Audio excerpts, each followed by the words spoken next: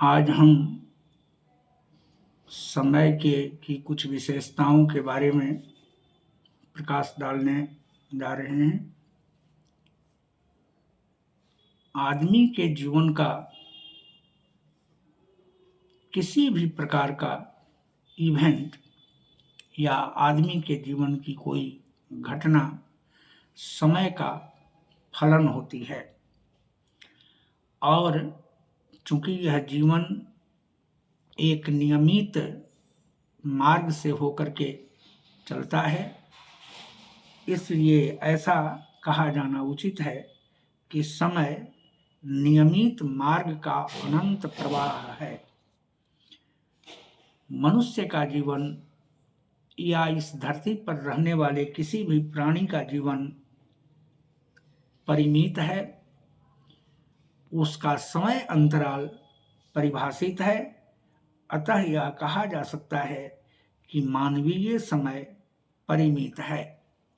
Time measured by human being is finite, जबकि दैवी समय means divine time is infinite.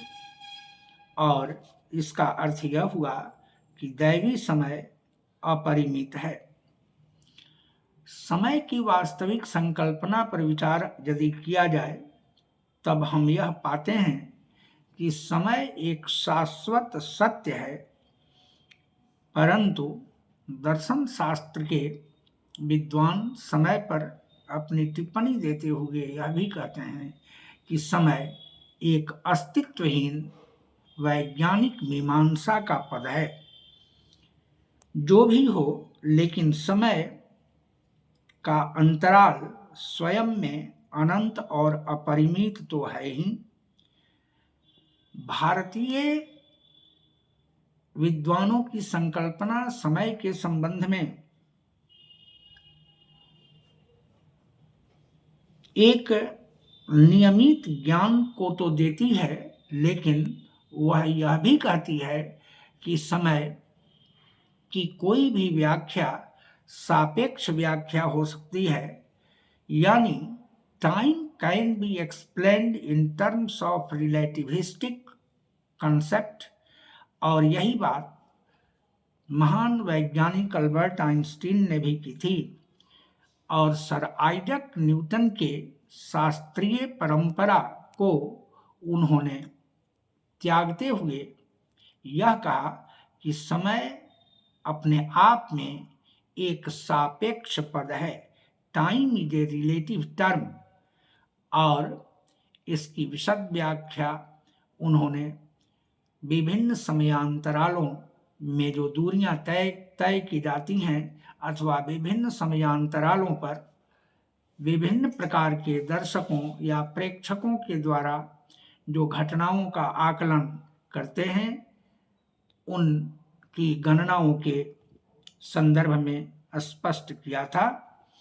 Sir Isaac Newton ने समय के गुण को निरपेक्ष माना था, जो इस संसार में या हमारे दैनिक जीवन में कहीं भी घटित नहीं होता है।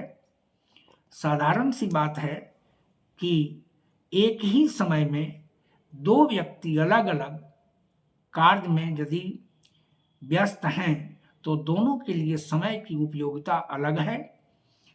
जो पढ़ने वाला विद्यार्थी है या पढ़ाने वाला शिक्षक है, उसके लिए समय की उपयोगिता को जब भी परिभाषित किया जाएगा तो वह या तो उस समय पढ़ रहा होगा, नहीं तो पढ़ाने की तैयारी कर रहे होंगे उसके शिक्षक। परंतु यही बात एक सामान्य आदमी के लिए अगर की जाए तो वह उसी समय में अपने काम के किसी अन्य फलन में लगा होगा। इस प्रकार समय की सापेक्षवादी मीमांसा तो सत्य है, लेकिन समय निरपेक्ष नहीं है। अतः सर आइजैक न्यूटन का यह कथन कि समय एक निरपेक्ष इकाई है, यह कहीं से भी उचित नहीं है। और आइंस्टीन ने शास्त्रीय भौतिकी की इस परंपरा को यह कहकर कि समय भी सापेक्ष है, time is a relative unit, और इसी प्रक्रम में उन्होंने यह बताया कि अगर दो दर्शक दो विभिन्न घटनाओं को देख रहे हैं और एक का समय T1 हो, दूसरे का समय T2 हो, तो दोनों घटनाओं के अलग अलग गुणों के कारण और विभिन्न कल्पनाओं के कारण, समय की सापेक्ष मीमांसा के कारण T1 का मान T2 के मान के बराबर नहीं होगा। यानी वहां वह जो स्थिति होगी वह यह बतलाएगी कि समय हर स्थिति में अपनी सापेक्षवादी महत्ता को रखता है। धन्यवाद।